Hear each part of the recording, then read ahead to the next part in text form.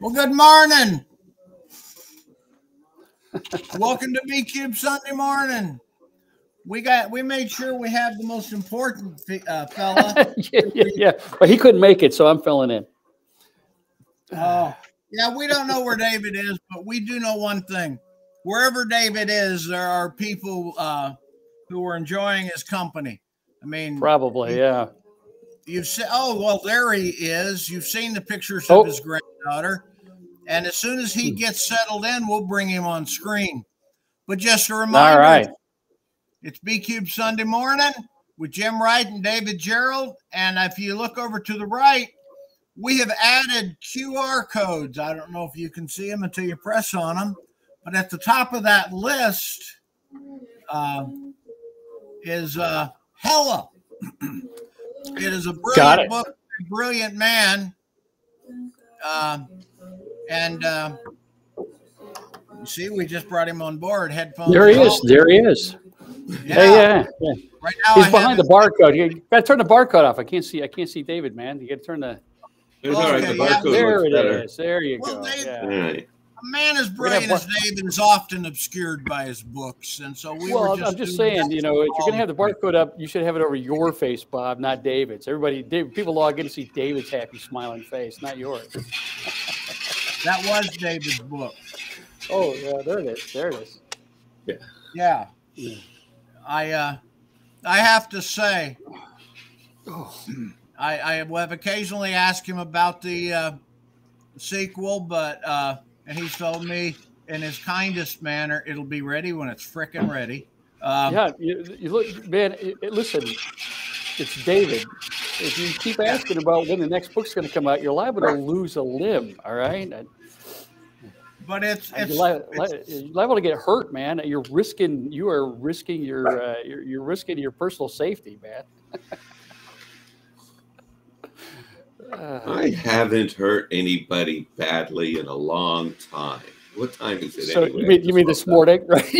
right. You mean this morning, right? Yeah, this morning. I haven't hurt anybody yet today. I'll say that's what I like. I was at WonderCon yesterday, so that was exhausting. I was only there for the one day, so and nothing exciting happened. It was just another thing. It was a small scale Comic-Con, and everybody brings their enthusiasm, and I love the enthusiasm, and I love walking the aisles and seeing, but after a while you get tired of looking at t-shirts and toys and props because it looks like everybody has the same stuff, and then you find a booth where somebody has invented something of their own, and you're just absolutely delighted because it's kind of like, you've been wandering around Walmart and suddenly you find Tiffany's, I've never found Tiffany in Walmart, David, but maybe I'll stop in on the way back. Yeah, no, you know what I mean. I mean, it's just fandom has become a franchise, and it has become a place where franchises thrive. And what we have lost, because I remember before there was Star Trek, before there was Star Wars, you could go to a convention and the dealer's room was full of books and artwork. Right. And the artwork was derived partly from the books, but it was a lot of it was just imagination. And when Hollywood and big business discovered that fandom was a market, we got flooded with franchises. And I go through the convention and I don't even recognize half the stuff that's being franchised now. But to find somebody who's doing something of their own is always a delight, because that's where you find the new stuff, the next franchise. Right. So. Yeah, that's one of the things I noticed. It seems like the art show at a lot of cons has been small. I was actually the art show at Worldcon here. We were all at Worldcon here a couple of months ago in Chicago. The art show was pretty good, but it wasn't as big as it was even 5 years ago. It wasn't as elaborate. And of course, I can't bitch about the art show. I wound up with I wound up with an original copy of Jeff Sturgeon's Last Cities of Earth cover art. So I really can't bitch about that much. But you know, and the art that was there was pretty great, but there wasn't as much at the convention as there used to be. And Well, part of it might have been the pandemic. yeah, there's that too. And I wasn't including COVID in it too. There was that. And but you know, the other side too, and I wonder, and that's one of the things I was thinking about the other day, as a matter of fact, is I wonder how you know, the new this emerging trend of art being generated by AI instead of paying artists to create original works. I wonder how that's going to affect. I'm really not looking forward to going to a convention that's all AI generated artwork and you know, and stories. I saw Clarksville had to shut down submissions for a month because they were getting something like 300 AI submissions a day. That was terrible. I played with Chat GPT and there's one, Google has Bard, and I haven't played with with Midjourney yet, but I intend to.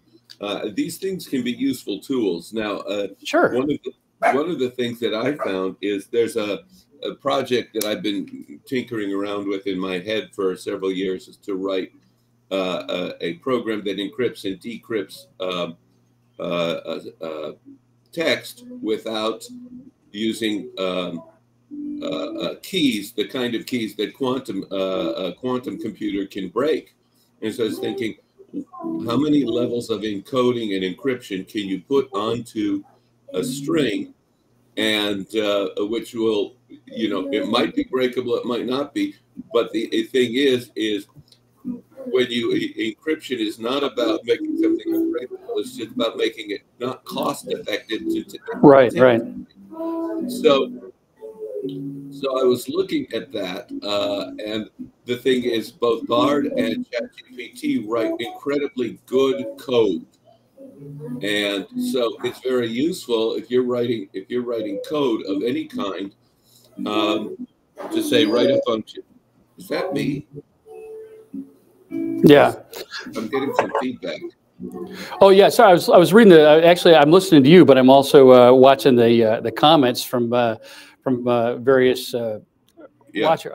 What's the word here? What do you? Yeah. Anyway, but let me finish. Readers, whatever. Yeah. Anyway, finish. Go ahead. The code is incredibly useful. So if you're writing a program and you need a function that does a specific thing, you can say to either of these programs, write me a function that does so and so. And if you're very accurate in your description, you get a pretty good.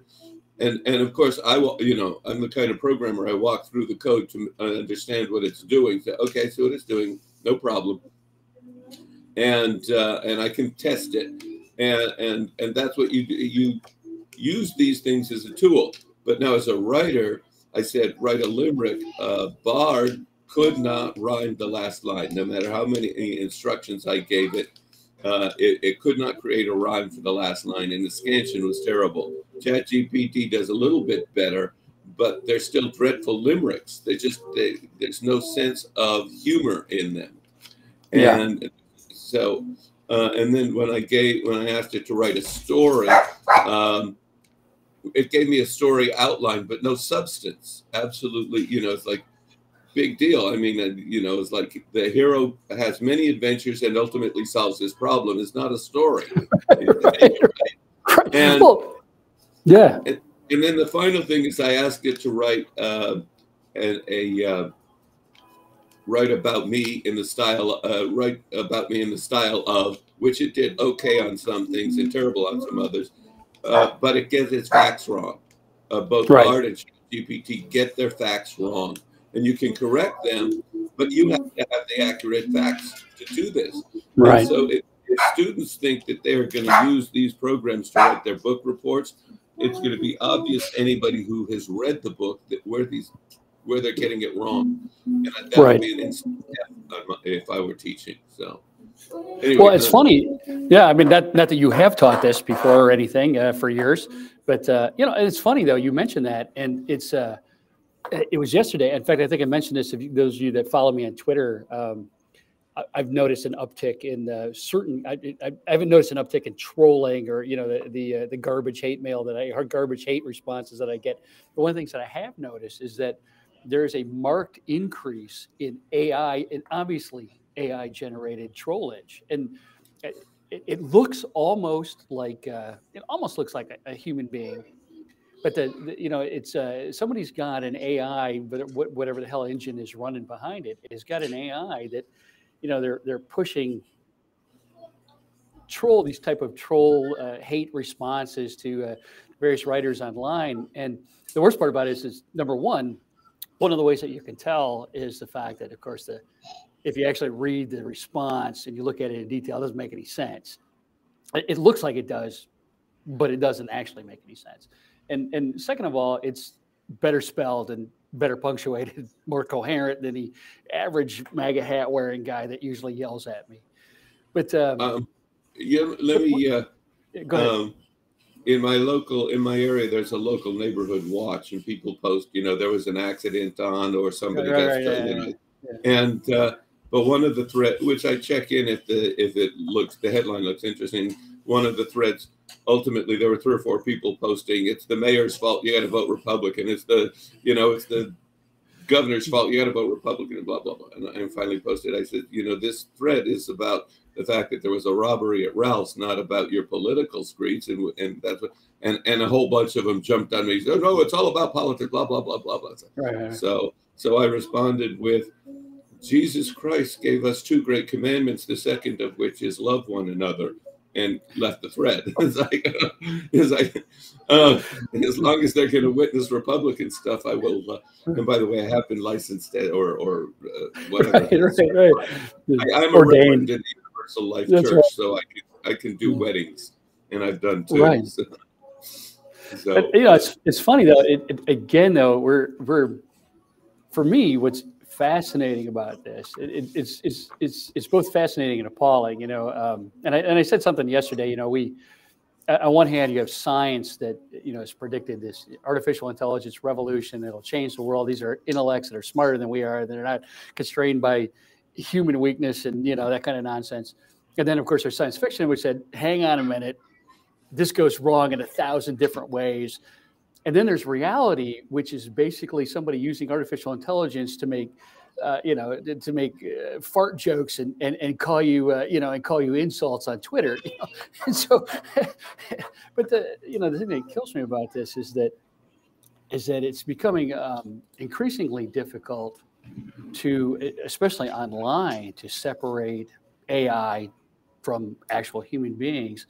And one of the things that I find fascinating, especially in the realm of science fiction, is that once again, here we are living through the very things that sci-fi over the years has predicted, and in some very weird ways. Joe Haldeman wrote a story, a novel here a while back, and about time travel, and so the story is not only about that, but there's a scene in that novel where the protagonist travels through time, winds up, I don't know, a couple hundred years, not 100 years, 50, 60 years in the future. The United States is broken up into pieces, and part of it is ruled by an artificial intelligence that pretends to be Jesus, right? Or God or something. And it's like this religious theocracy that's very strict, and people are, handed the death sentence, and everybody kind of lives in kind of this primitive, semi-rural sort of setting, and they're ruled over by this deity, and the deity is real because it's this artificial intelligence that also commands orbital weapon systems. And so if you don't do what the hell God tells you to do, you get smited from on high. And then to the people that live there, the difference between a real God and this one that we've created is negligible. There isn't any difference for these people. So, and the thing about it is the artificial intelligence, as far as I can tell, the way Joe wrote it, is it believes that it is God, right? Now you look at some of these experiments with things like Chat GPT or GPT and some of these other. Let me tell you about Adobe has just announced Firefly. Right, I saw that. Yeah. And that is like Midjourney, it does art. But the thing that Adobe is doing is it is only using legally obtained artwork as its source Right. material. Right. So, Which would make sense from Adobe. Yeah, and good points for them. And they're also using it to generate more artwork that it can use as its own source material. So, which is a very interesting thing. But the thing that struck me as being the most remarkable about it is that they want the artwork you create with it to be legal and not to have grabbed somebody else's material. I assume, though, that stuff that ends up in public domain is legal. Because let's say I want to Picasso or Salvador Dali. I don't, but let's say I do. I would want that.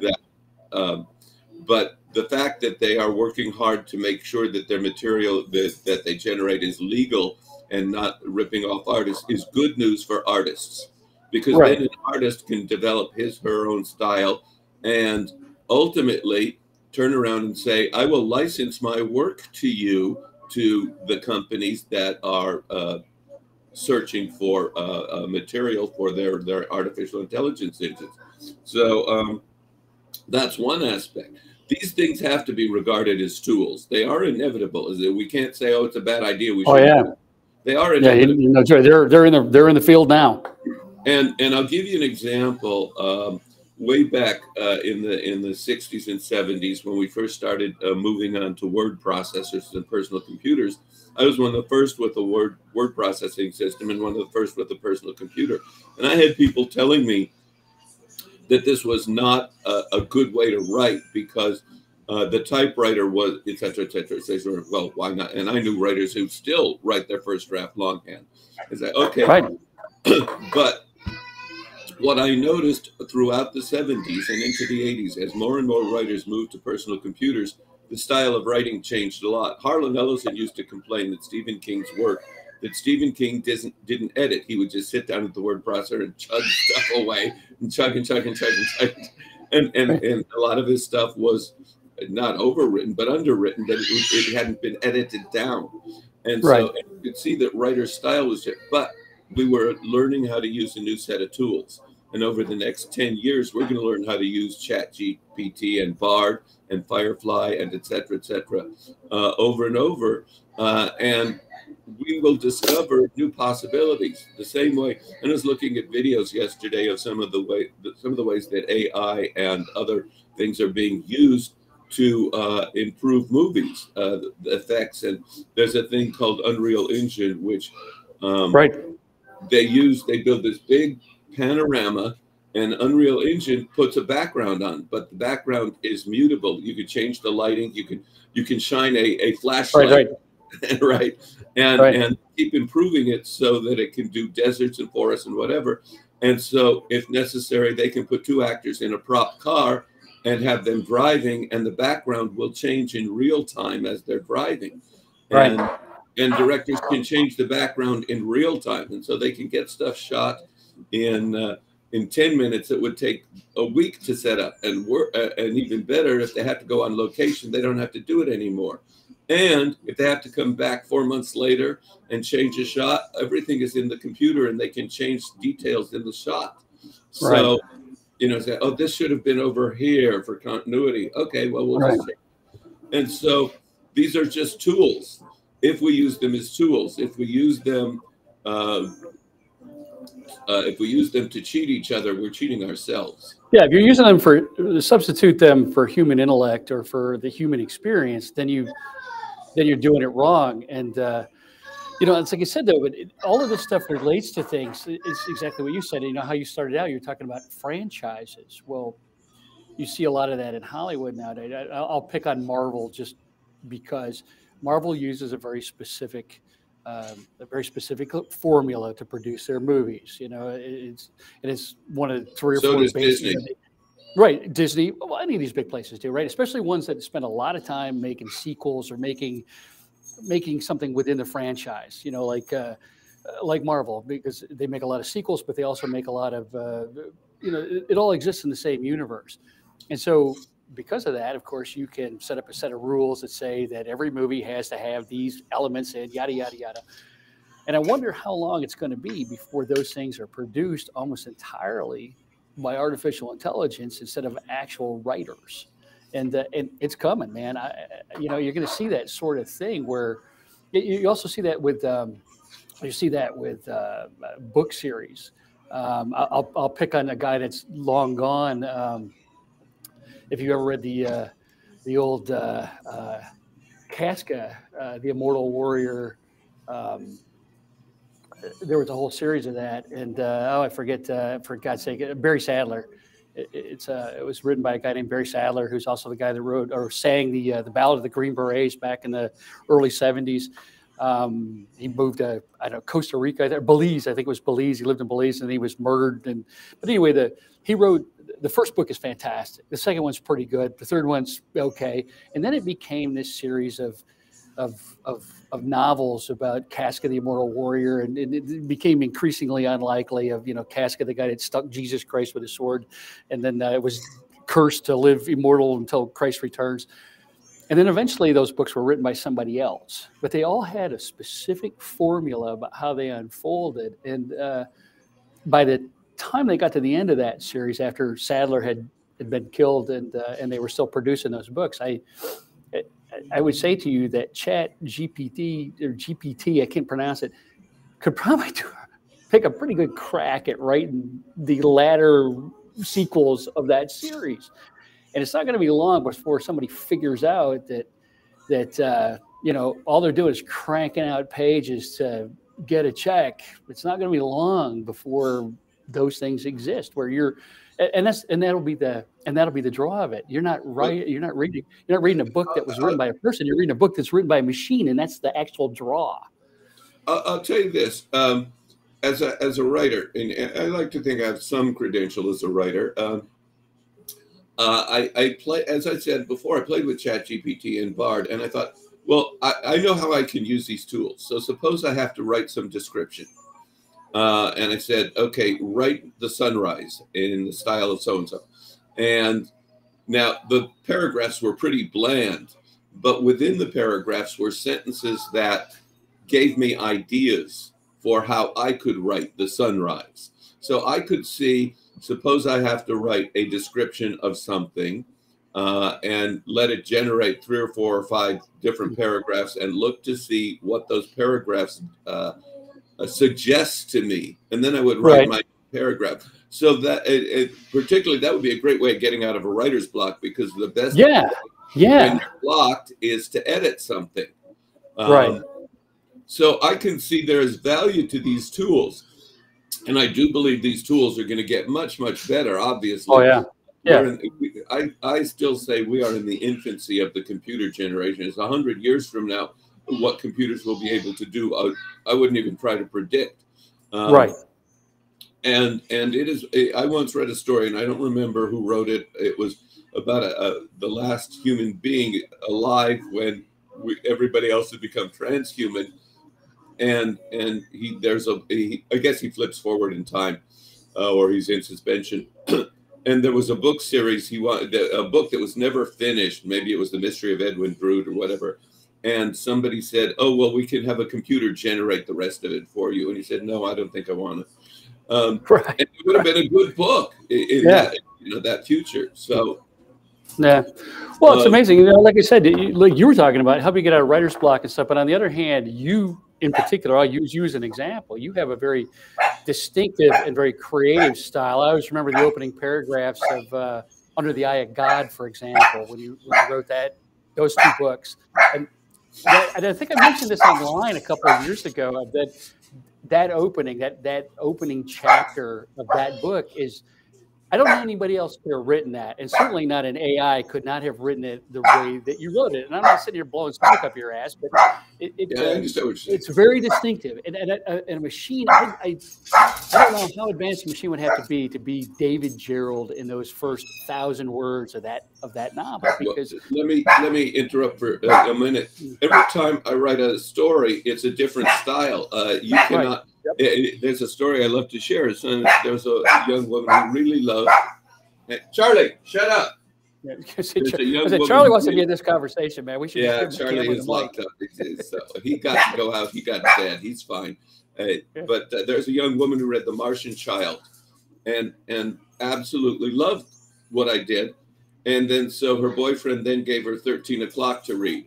And she came away convinced that there are two different people writing under the name David Gerrold, because the voices of those books were so different. So, and then he gave her something else, and she said, "Oh, there are three of them." And the thing that I've been is if you look at the history of Pablo Picasso, and I'm not comparing myself to Picasso, but he kept inventing new styles for himself. And what I've done is a variation of that. Is what voice do I need to create to make this story work? And a lot of times I love the Heinlein kind of voice. But there are times with a story I wrote for a Harlan Ellison tribute anthology, it was, I'm going to find the Harlan Ellison kind of voice. And so I appreciate what you said about Under the Eye of God. I was having fun there with that particular book of writing. That was just me just writing a straightforward story with a lot of action. So, and it was. Yeah, but it was. But again, those paragraphs. And again, like I said, I use those simply because I know you and because I really enjoyed that book. It's hard for me to visualize an AI generating that. On the other hand, 10 years ago, AI couldn't do what it's doing now. And again, we live Moore's law every day, where computing power and software and where machines. And the other part of this is that we're getting to the point where AI is programming AI. It literally, it's the programming is going beyond human ability. But the other side, we're not going to know what those programs are doing. It's going to be, here's this black box producing a result. We don't know where that's coming from. Right. And you simply can't. The complexity of it is growing to the point where the human mind simply can't comprehend it. And again, these are things that sci-fi predicted. Banks, the culture nominals, orbitals, the AIs that ran that society were simply incomprehensible. They were just part of the fabric of people's lives. They ran the ships, they ran the civilizations, they ran the worlds. And you just kind of lived it. Another one was John Varley in his 9 World series, where people lived on the moon, and the central computer just ran everything. And people were like, fine, we don't need to worry about government or anything else. It'll take care of everything. He later on wrote a couple of novels where all of that went horribly wrong. Well, the thing is that a book where everything works is boring. You really want to write the story where things are breaking down. This is why Jurassic Park was designed to fail. Otherwise, you just have a movie with it's just a travelogue. Cool dinosaurs, right? Exactly. And so, but it's fascinating to me. But it also, one of the things, like I said, there's 2 things that I see about the emerging AI issue that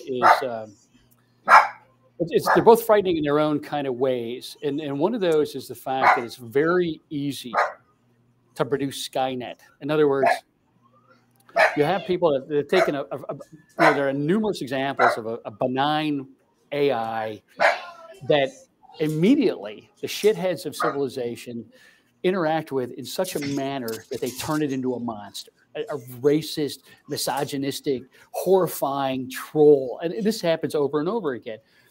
And if that was truly artificial intelligence, it wouldn't take very much for that computer to start hating humanity and become the absolute worst ultimate dictator that ever existed.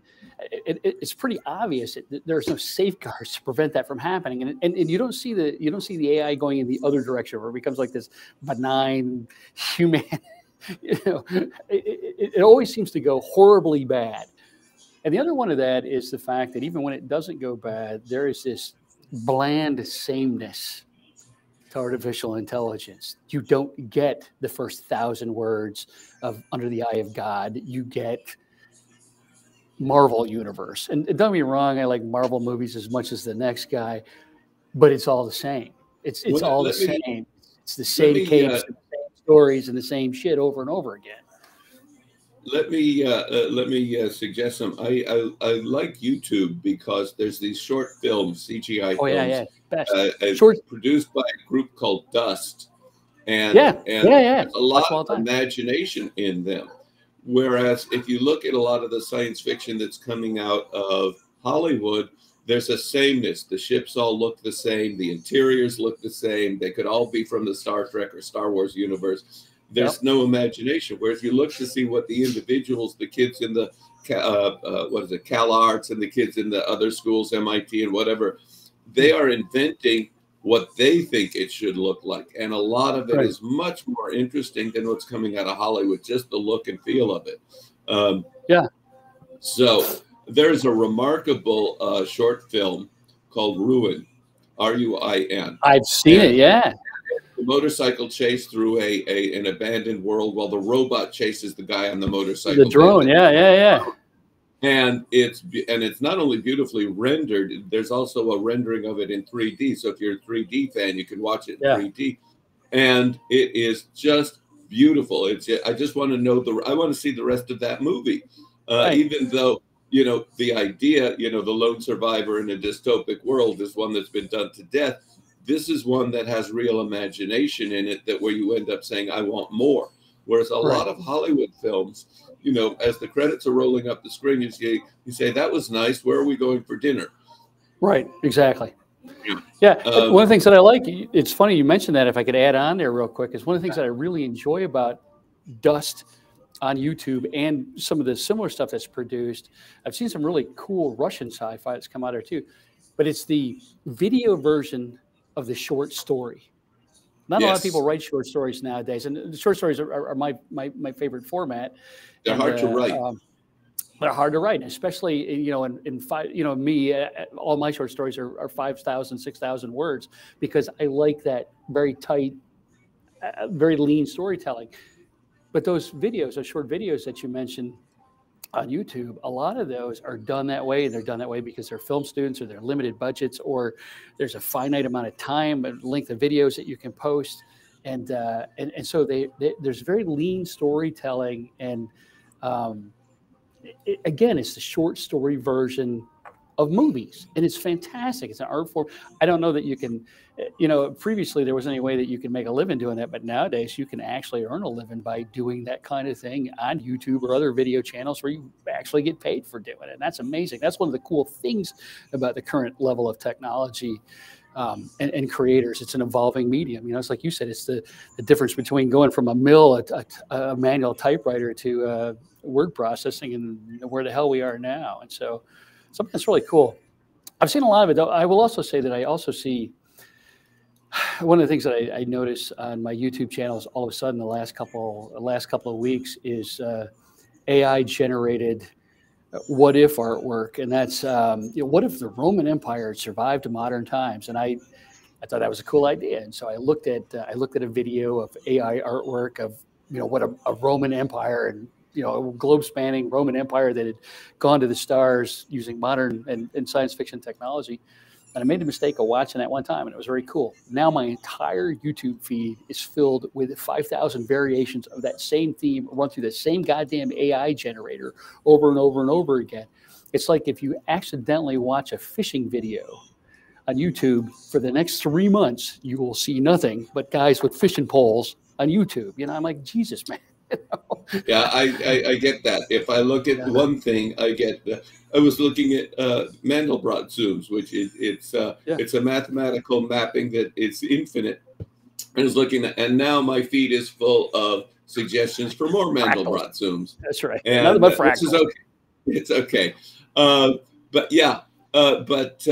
one of the new things that's showing up on YouTube is people are using artificial intelligence image generators to, what if The Simpsons were a 70s sitcom? What if a Star Wars had been... Right, exactly. And one guy did, which is really kind of fun, what if George Lucas had directed 2001, and what if Kubrick had directed Star Wars? And those are fun to watch. It's just... and I think he did that. That's not AI as much as it's not AI generated, but there are also a lot of AI generated. What if Star Wars was steampunk? What if Star Trek? Right, exactly. Yeah, they're all over YouTube now. And those are fun for a while, and then after a while they're boring. It's like, yeah, okay, fine. They become pretty tedious. Somebody's asking me the last short story that BQ Press published to me of the ARC story, the people that are fleeing world catastrophe of artificial intelligence, and you want to know the name of that story, and goddamn, it was somebody says it wasn't called the ARC. Yeah, it's I think it was goddamn, what the hell was the name of it? It was a single word. Sorry, I feel like an idiot. Hey, Bob, are you still listening? You published that story. What the hell was the name of it? Yeah, I don't know. Ask an editor. The editor's always thinking the next book, not the last one. And this is the problem, though. Like I said, you ask a writer about something they wrote a year or so ago. Our problem is that we're, like David just said, we're always thinking about what we're going to write next. And the thing is, once that story is done, and it's published, it's gone to the editor, and then you've done the rewrites, and you've done all that stuff, and then you've got the check for it. It drops out of your brain. I mean, before that happens, that's all you can think of. You stand in the shower in the morning, and you're thinking about the scenes and the words and how you're going to write it. And then once you get the check, it's just gone. It just drops out of my brain cells because I'm on thinking about the next thing. And I am amazed at how much I have forgotten. It's like I will block out. The gelding. I'm sorry. Yeah, it's the gelding. Yeah, sorry. Go ahead. Keep going. It's like a few nights ago, I was lying awake trying to remember the name of that insurance company that uses the little lizard as the gecko. As it's not Progressive. It's not Liberty. I woke up and somebody said, it's Geico. So, oh, Christ, why did I block out on Geico? We were even insured with Geico a couple of years ago. And I don't know. It's that there are times when your mind just refuses to fill in the blank. And I think the older you get, it's probably good. In my case, I know it's because my brain is full. It's like I've done so much research.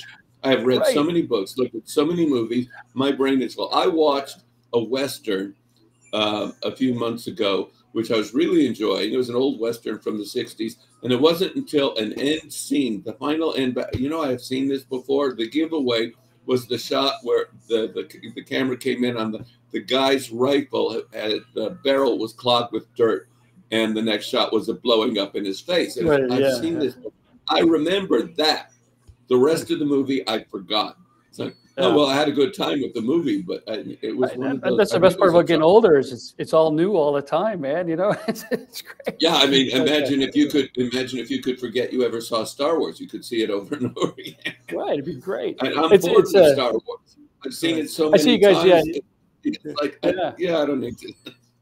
Well, it's funny, a couple hundred times now. Well, it's funny, especially I'm talking to you as a writer of Star Trek.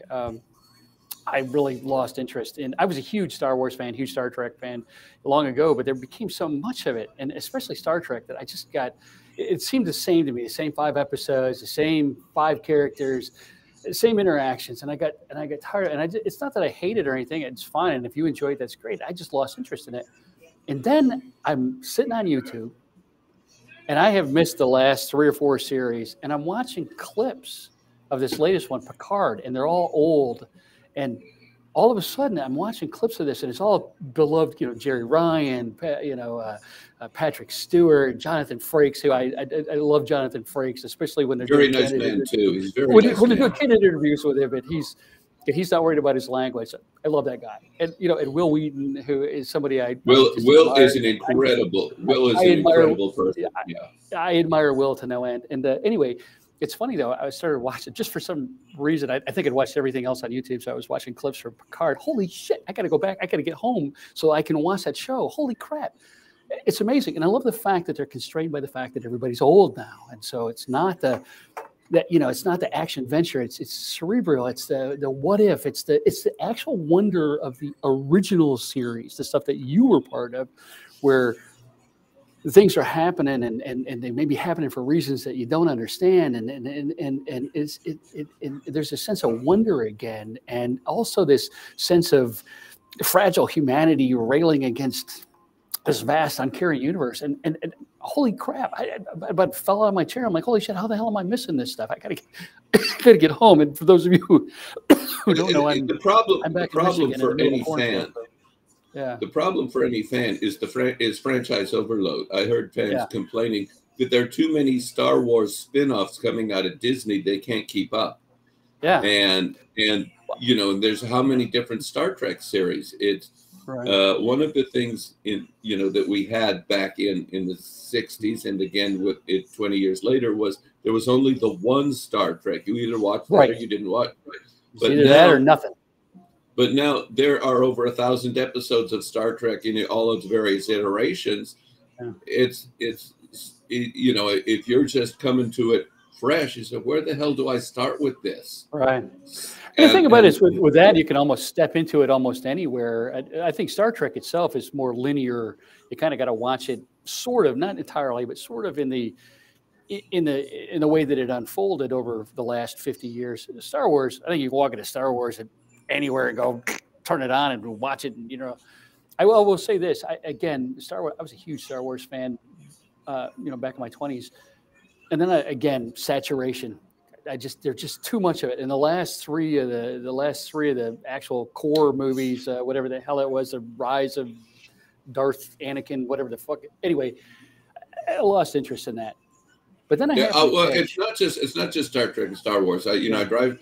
I haven't been doing much cross country driving, but last year I had like 6 or 7 cross country trips to different conventions. So I'd play my music.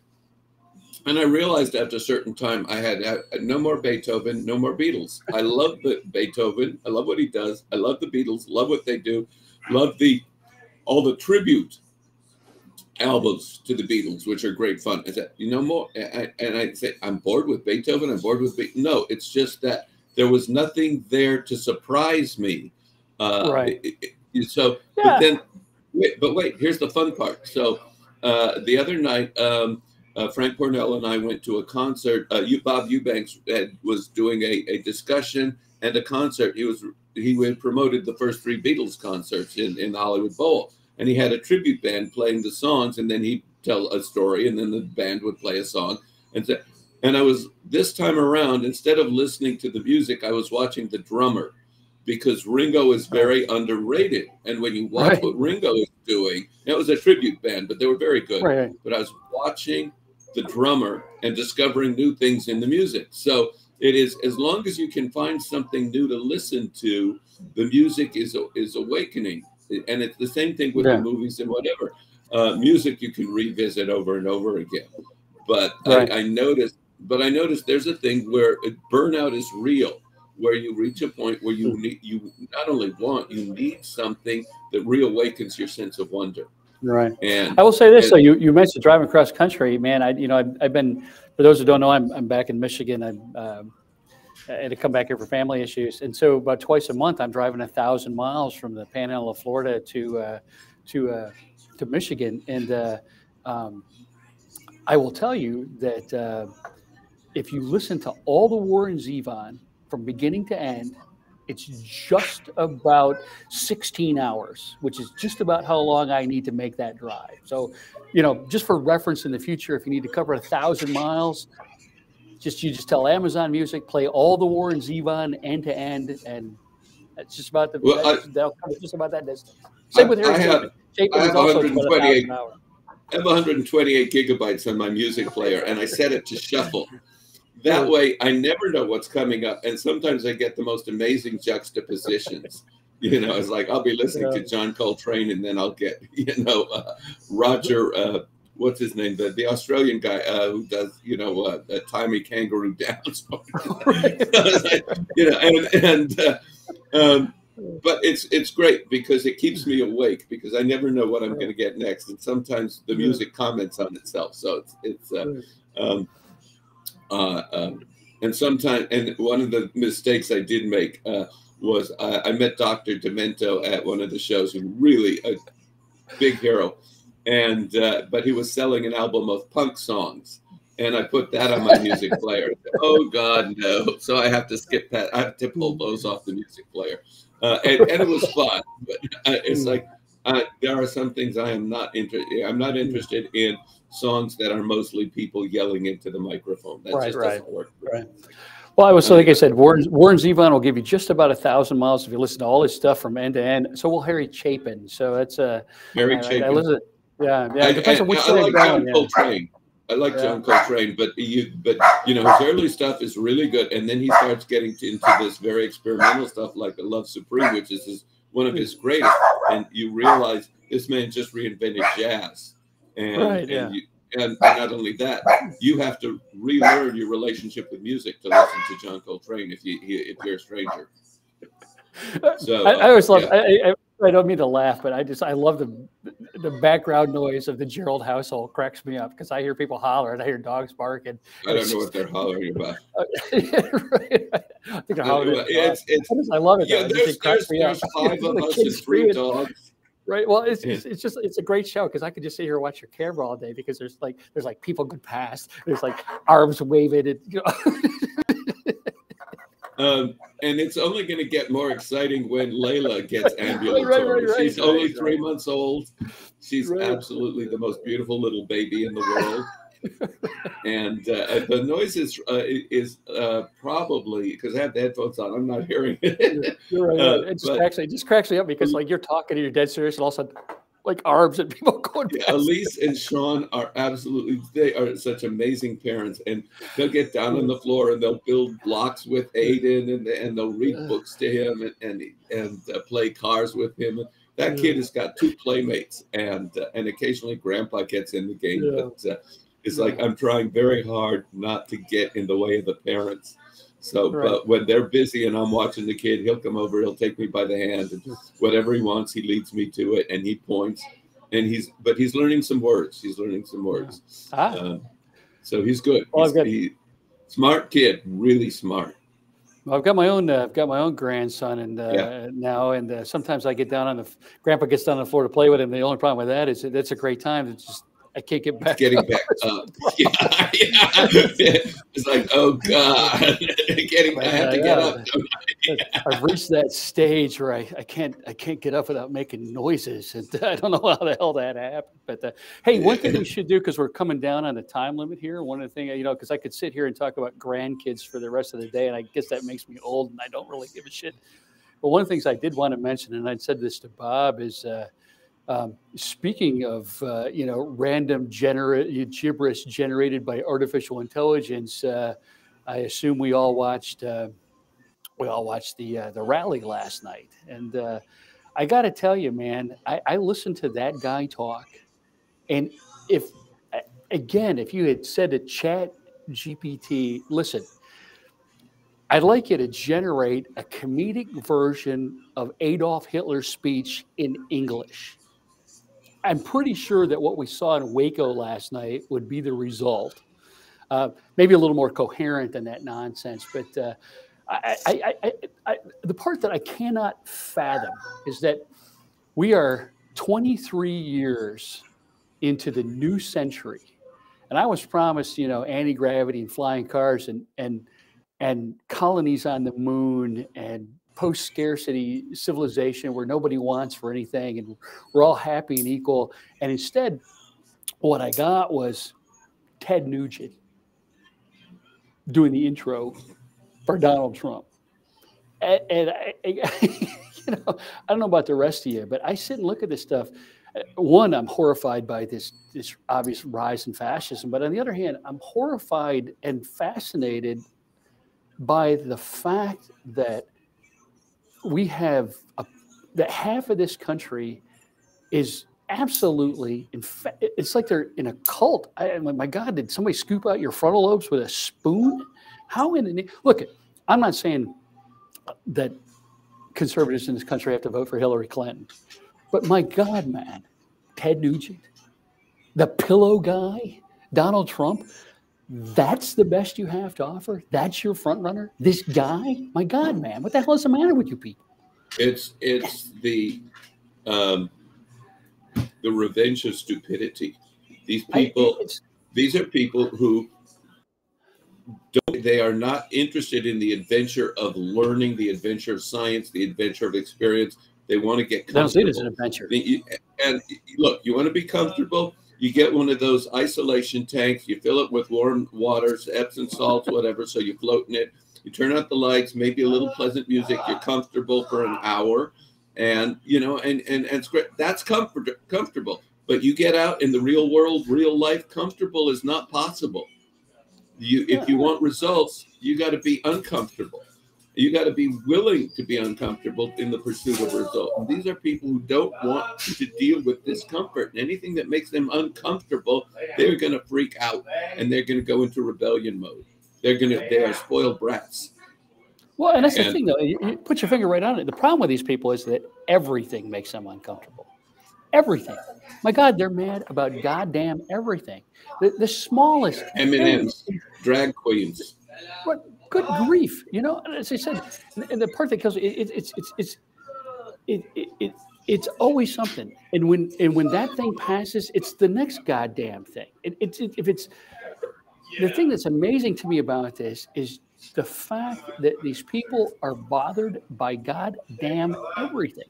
They simply cannot be happy in any fashion whatsoever. They cannot enjoy their lives if anybody else anywhere in the goddamn world isn't doing exactly what they want. It's like it's like if you program chat an AI with the worst aspects of Sheldon Cooper, you know, his obsessive, compulsive, just this fascination with whatever the hell everybody else is doing, and then turning it into some kind of goddamn crisis constantly. But again, if you watch that guy, and I watched every word of that damn speech last night, and by the time I went to bed, I had just this splitting headache from watching this clown. The stuff he says doesn't even make any sense, and it's all about him. It's all about victimization, and it's all about how he's put upon, and half of it is not even based in reality. And the other, and again, and you watch at the same time, if you're watching Twitter while this idiot is talking, you see these people that are his supporters, and I'll pick on one that absolutely deserves it, and that's Marsha Blackburn. This woman every day makes some kind of blustering comment on social media about, well, you know, they're coming to eat our babies, and I, for one, am not going to allow you to eat any babies. It's this defiant statement every day about some damn thing that doesn't even exist, and how she's going to defend you from that. My God, lady, you know, here in Michigan, I'm in Michigan, and I got to tell you, a state got a pretty great governor right at the moment, and it's a beautiful place, and there's some nice people here. But my God, your goddamn roads! I have driven in war zones that have better roads than this fucking state. And the thing about it is if I look at your legislature, they're all busy worried about drag queens and I don't know, some bullshit that's going on somewhere else. For God's sake, man, if you really want to improve the lives of the citizens in your state, forget about all of this nonsense and allocate some goddamn money to fix your fucking roads. Jesus, man. If there's, you know, our entire country is this way. Our water system's falling apart. Our roads are falling apart. And we're building invisible fighters and worried about drag queens and shit that doesn't, you know, and people eating babies or some goddamn thing. I don't know. Let me tell you this. There's not enough flavor on a baby. You got to let it get old enough for the meat to develop some. Oh, sorry. You're in science fiction writing mode again, aren't you? Yeah. No, I'll tell you this. I discovered this a long time ago. You buy chicken in the store, and what you're buying is a bird that's 6 or 7 weeks old because they can pump it full of. As I said, about half of that's water weight, and there's no flavor. And as a kid, they didn't do that. Chickens had to grow to be that size the old-fashioned way. You feed them and you wait. And the meat of a chicken does not develop any flavor until it's at least 12 or 16 weeks old. And I remember when chicken had flavor. Now what you do is you pour chicken broth over the chicken to give it flavor. It's like, I would really like to have chicken that tastes like chicken again. You know, it's like the old joke, what does a rattlesnake taste? Tastes like chicken. Everything tastes like chicken except chicken. Right. I think, in fact, one of the things that I liked about the Wachowskis is their brilliant writing, and that's one of the lines of Tasty Week. One of their lines on the original Matrix. Everything tastes like, you know, everything tastes like chicken, and it all tastes, you know, Tasty Week tastes like chicken. They did a whole line about that, and kind of cracks me up. But yeah, it's the entire thing. I mean, I just sat there with my mouth open last night. And again, you know, Lincoln would have beat these people with a hickory axe handle. My God, I don't look again. I'm not asking conservatives to vote for Hillary Clinton. Okay, whatever. But the bottom, which is hilarious because she's more conservative than most of them are. But yeah, the thing that the kills me here is Clintons the were fact that, the Clintons were right, Republicans. right. Well, and but the thing that kills, Republicans. but it's like I said though, the thing that kills me here is the fact that I will tell you, this is how crazy it is to me. I follow Bill Kristol on Twitter, and he follows me. And I've spoken to this guy back. I don't know him personally, but he and I have chatted back and forth a little bit. And we have reached a phase of the Republican Party nosedive into hell where Bill Kristol is the reasonable guy. He's the guy that I think I could sit down and have a beer with this guy. And even though I don't necessarily agree with his ideology, at least I can respect him as a human being, right? And I'm going to tell you something. That's a hell of a step for me because he was a guy that was a big supporter of things like the Iraq War, and I was a guy that got sent to Iraq. Yeah. And so I can actually look at that and say, you know, at least this is a guy that, and I will say this about Bill Kristol is the fact that he has been unrelentingly critical of what the hell's happening to his party. And he's not shy about saying so, even at the loss of his own followers and his own readers. And so I'll give him that. But again, we have reached the point where people like Bill Kristol are the rational, reasonable, sane voices of what the hell is left of the Republican Party. And again, last night to me is the absolute epitome of this because literally, did you see the people that were on stage last night? My God in heaven, man, that's the best that you can do? Well, Seriously? that's the best that Trump could do. The New York Post, which is owned by Rupert Murdoch, printed a scathing editorial that called Trump unhinged and the party has to look elsewhere. So Trump when you lost Rupert Murdoch. Yeah, Trump has lost Rupert Murdoch and the Koch brothers. Well, there's only one Koch left. And Damn. I'm not even going to go there. I'm not going to go there. I'm not. David, no, it's too easy. It's a family show, David. Too easy. Too easy. But he's, you know, Trump has lost some big money supporters, and he has lost Fox News. He's lost Rupert Murdoch, and so he doesn't have the same wind behind his sails that he had 8 years ago. And so, and then as all the different indictments come down, this guy is going to crash and burn. I hope I'm right in this prediction. I'm usually terribly wrong in my political predictions because every time I say the Republican Party cannot possibly, again, it's like I said, they say challenge accepted. Right, exactly. And I guess, and my problem is, and I hate to be this guy, because first of all, I do understand that indicting a former president, especially one in the current environment, is a long and complicated process. I get that. On the other hand, politics doesn't really give much of a shit about legalities and complexity and that kind of thing. And I think what a lot of people are missing is the fact that the longer it takes to indict this guy and get him off the world stage, the less likely it is that that's going to happen, because we have reached a stage right now that no matter right now, if you indict Trump today, what's going to happen is there's going to be violence. There's no way around that. There's going to be violence. They're going to blow something up. They're going to storm something. They're going to kill people. Something's going to happen. Okay. Now we're going to have to face that. That's the cost. And those are the consequences of it. And those are consequences that we need to be prepared for and accept and then face head on, because if you don't do it, it's going to be a hell of a lot worse. And you know, and this is what happened. I mean, and I wrote about this the other day online. It was the fact that for 10 years, I mean, Hillary didn't just show up one day. It took 10, 15 years for that entire disaster to happen. And that was prior to the war. And there were many people in Germany that said, holy crap, we don't like this guy. And when they had an opportunity to do something, they didn't. And then the entire country got burned to the ground. And that's where we're at right now. We are going to have to, this guy needs to be indicted. And I know there's a million Merrick Garland fans out there, yada, yada, and you all believe that he's going to be indicted every day. And I get that. And I hope you're right. But the longer this goes on, the worse it's going to be. And then now we've reached the point where Trump actually has a legitimate complaint. Now, I'm not saying that, but the thing is that now he's saying, I'm running for president. Had his first big rally last night. Now, if you indict him, you're indicting a political candidate. And now he's a political prisoner, which is exactly the bullshit that he was talking about last night. And he's been talking about on Truth Social for the last month and a half.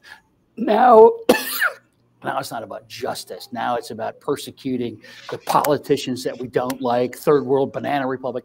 And it's the same crap that he's been saying online. And the problem with that is there's just a shred of legitimacy to that argument. And that shred may be enough to stay prosecution, in which case he gets away with it. And this is something I've been warning people about. On the other hand, what if he starts losing primaries? At that point, he can't claim it's political. And there is a good, and some of the polls show that DeSantis is very, very close. Now, now I don't think DeSantis can win a presidential election, but I never thought Trump could win a presidential election. Yeah, exactly. But DeSantis does not have the charisma of Donald Trump. And what plays in Florida is not necessarily going to play in a lot of other states. Right. So that's true. And DeSantis but like has made a lot of political enemies. You know, it's like, you know, it's like if he had asked me, I'd have said, dude, you don't want to piss off the drag queens. Like if there is one group in America you do not want to piss off, it's drag queens, because they are masters of satire.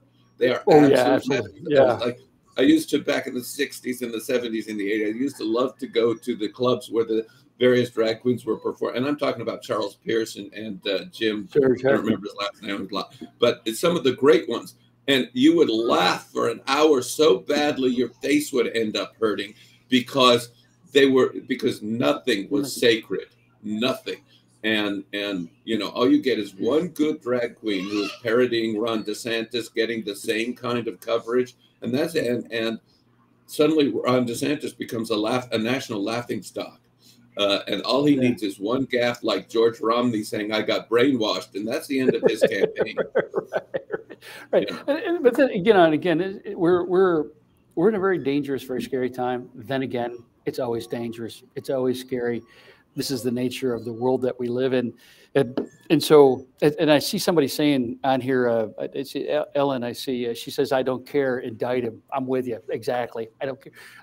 I do care that there will be violence, and there will be violence. Now, I will also say to you, let me caveat that by saying that if you don't indict him, and we don't arrest him, and we don't hold him accountable for his actions, and he becomes president of the United States, there's going to be violence, okay? So we should choose the violence that we want to deal with.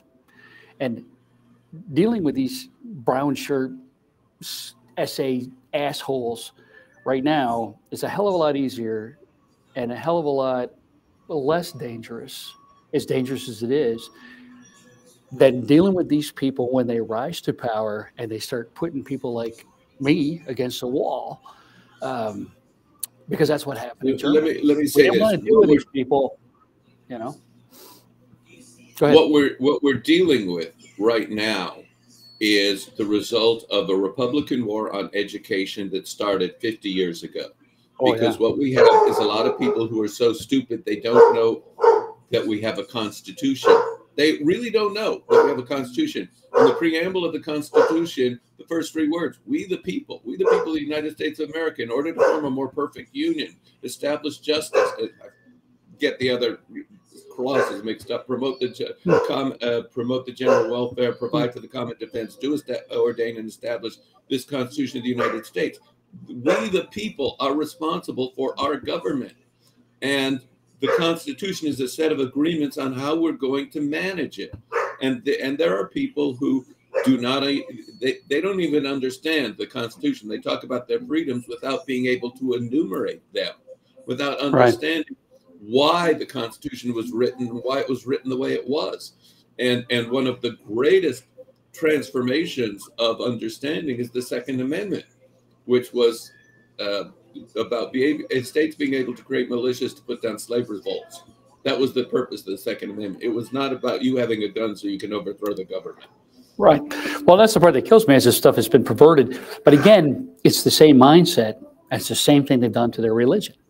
I know people that have said, I've said to people who yell religious stuff at me, and I say, listen, man, again, you're quoting the fire and brimstone of the Old Testament of your holy book. Have you read any of the things that, your religion's actually named for a guy? Have you read anything that guy actually said? Feed the hungry, clothe the poor, heal the sick, do unto others, yada, yada, yada, all that stuff. And I've had people say to me flat out, I don't read the Bible because I'm not qualified. That's what the holy man does, and that he tells me what to think. And it's the same thing with their It's the same thing. It's the same thing with their politics. We don't have to read the Constitution. Donald Trump tells us what it means, and or not Trump necessarily, but the toadies that he uses. Yeah. Right. And the thing that kills me, and I ask these people, please show me where in the Constitution that it says you have the right to overthrow the government. Now, inevitably, they begin quoting the Declaration of Independence. So, well, that's the preamble of the Declaration of Independence. You obviously have not read the actual complaint within the Declaration of Independence, which is actually what the goddamn letter. Declaration of Independence is not law. It's not law. Well, and that's the next thing, is that our laws, our nation, are not based on the Declaration of Independence. That was a letter to King George telling him, hey, kiss my ass. And then the next thing that you get inevitably is, well, you need to read the Federalist Papers. Well, first of all, I'm pretty sure you've never read the Federalist Papers. Second of all, the Federalist Papers are not law. There are a bunch of goddamn people arguing about stuff. Like the Talmud is not the Bible. Right. But again, show me where in U.S. law, in the Constitution, in the laws of our country, that you were granted the enumerated right to overthrow the government if you don't like it. Where's that? And the answer is, well, the government doesn't grant me the right to do that. And you wind up with people that seem to think that the Second Amendment and those words, consent of the governed, which is the other thing that I see. It's a crappy little shitty southern town that I live in. There's people with bumper stickers that say, we do not consent. Well, they seem to have this idea that a nation, a civilization, a population of 320 million people can somehow live together where everybody has the right to overthrow whoever the hell they don't want at the force of murderous violence at any time. Now, how the hell is that a civilization? How do you build a future of that? How do you you see what I'm saying? That's not a civilization. That's anarchy. That's lunacy. That's libertarian. That's Somalia, for Christ's sake. Yeah, the whole of law is not rules or authoritarian oppression. The whole of law is a set of agreements by which we agree to live and work together. It had this insight. We were running a seminar series, and we had people say, well, why do you have all these rules? And said, well, because they work. But then we got into it. It says they're not rules; they're agreements. If everybody agrees to them, the seminar works. If you don't agree to them, we spend a lot of time on things that do not advance the course.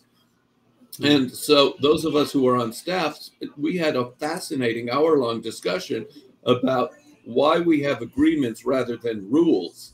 And the Constitution is, even though we call it law, it only works if we approach it as a set of agreements on how we're going to have a government. And the minute we withdraw our consent to all of those agreements, we don't have a constitution. We just have a bunch of people arguing with each other over what we should be. Which is exactly where we're at. That's right. That's exactly where we're at. Is we've devolved into a nation that does nothing but scream and yell at each other. It's not a civilization. And that's the intention. That's the intention, because they're never going to convince rational people that the earth is flat or the moon is made of green cheese or whatever. They're never going to convince us. But their job is to create such distraction and such disruption that nobody knows what is true anymore. Then they can seize power. That's what that's what the entire goal is to make us distrust our own senses. Yep. Hey, where the hell are we at? We're past time, aren't we, 10:15. Bob? Yeah, we're way By the past way, time. he's He's been lurking. Look at him. There he is. He's just been lurking, waiting for me to say something. There he is. Jim, before we finish, Yes, I am going to start the GoFundMe this week, so I will need your help. Let me know. It turns out I can't do a book sale. I can only do a GoFundMe, but I think I can send a really nice thank you to everybody who contributes, like last time. So Absolutely. We'll do it that way. More than happy to help out. I'm a little slow in responding. You're in Michigan. You're traveling. When you get to it, you get to it. So I don't have the best bandwidth where I'm at, and I'm not always. I don't have my. I'm working from a laptop, which I absolutely despise, and I don't know how the current generation works from their phones, and I admire them for being able to do that. But I need screens and keyboards, and I don't have it, and so I'm. That's why you guys haven't seen a lot of long form from me lately. When are you going to get back to Florida? Probably about another week or so. I'll be back for a little bit, and then I'll have to come back up here, and so. Those are things. One of the things I would mention, and I think I mentioned it before, I will be the special guest of honor at MizCon this year in about a month and a half. And David will be there too. David will be there, and I think Jeff Sturgeon is going to be there. And I see him lurking about in the chat. And hi, Jeff, how you doing? And I'm hoping some other people will be there. We're looking forward to it. CJ Cherry's coming. Fun. You got a treat in store for you. CJ Cherry. Oh my God, she is the smartest. One of the smartest people in science fiction. Yeah. I read her posts on Facebook, and not only that, she knows recipes. She is. I admire her so much. I've never actually met her. I think we've chatted briefly back and forth a couple of years ago online, but I'd be looking forward to that. There are people that you run into at these conventions that you never expect to. I was at Worldcon, and I was talking to. There were some readers that were standing at the table there next to. I think Bob had gone off to the bathroom or something, and I was talking to readers, and a woman walked up. And of course, we're all wearing masks, and I didn't know who the hell I was talking to. And I asked her if she was looking for Bob, and she said she was looking for me. And I didn't know who she was. And turned around, and it was Brenda Cooper, who I'm a huge fan of Brenda Cooper. And I'd never met her in person, and I'm a huge fan. I love Brenda Cooper's work. And all of a sudden, there's Brenda Cooper standing there, and I was just flabbergasted. So. I sure hope that maybe she can make it to MizCon. That's kind of in her neck of the woods. And so she's an amazing person. And for those of you out there who haven't read Brenda Cooper, she's a fantastic writer. I love everything about her. And so, anyway. Well, I will tell you this. And if you've not, and this is for everybody watching, if you can get to MizCon, it is one of the best regional conventions on this continent. I was there as a guest of honor a couple of years ago, and just before the pandemic, and they were it was during the pandemic when we were coming out of it, and they were the people there were intelligent and friendly, and we had a lot of fun. It was a great convention, and I look forward to it. They said we'll pay your expenses if you'll come back. I said, oh yeah, count me in. I would not miss MizCon. Yeah, well, I'll be there. So I'm driving up. Interrupt you guys.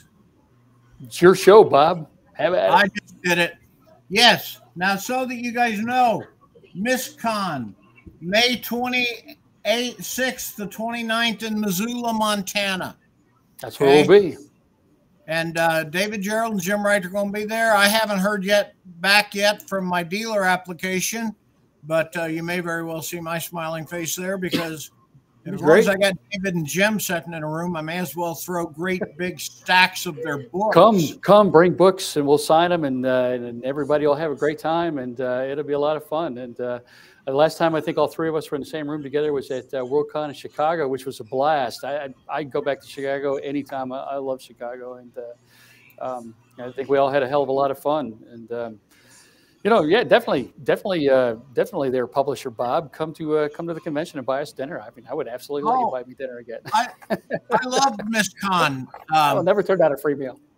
That was great. Actually, if you turn down a free meal, you get sanctioned by the SFWA. Yeah, you're not allowed to be a writer. Yeah, you're not allowed to be a writer anymore, right? Exactly. You guys, if I get my membership there, so I'll do it. I will once again feed both of you. Absolutely. And since we're in Montana, we'll probably have to do buffalo steak or something, but curses. I'm not picking. I've had buffalo. It's not my favorite. It's not my favorite Depends on how it's meat. done. I guess you'll have to settle for ribeye then. But yeah, the key thing to remember is that Jim Wright and David Gerrold here on the last Sunday of every month. And they are, as people said, they are the honest alternative to the media.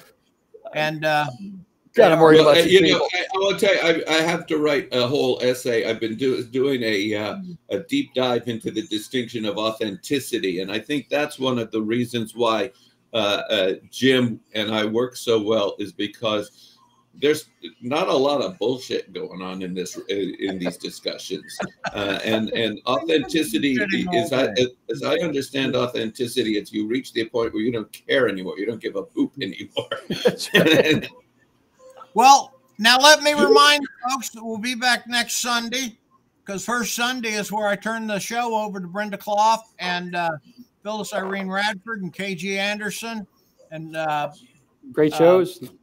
They bring in some great guests, and just a reminder that we have coming up 2 open calls. You guys may remember, because it flashed across the screen occasionally, Alternative Truths. That was the first time I ever published, Jim. And yeah, Lincoln at Gettysburg, you may recall, Jim. That's right. Yeah, I don't remember which one goes. It's like I said earlier. We write this stuff, and then once I get your check, I move on to the next thing, and I forget about it, and then I feel like an idiot. People ask me in your ears till it comes out clean the other side. Right. Well, people ask me, you know, and they ask me, you know, what was the title of that, or what was the book that was in it.